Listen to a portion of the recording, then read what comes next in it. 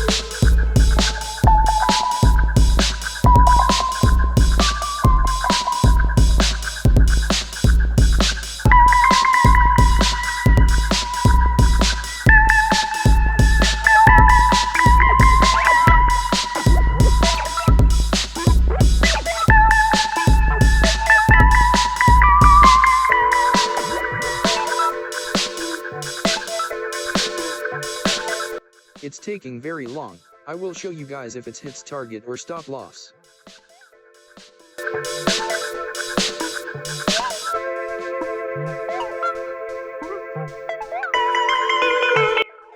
I forgot to check the important levels. If I did check that, I could be in the profit side. I am lucky to reduce the damage of loss. Thanks for watching the video.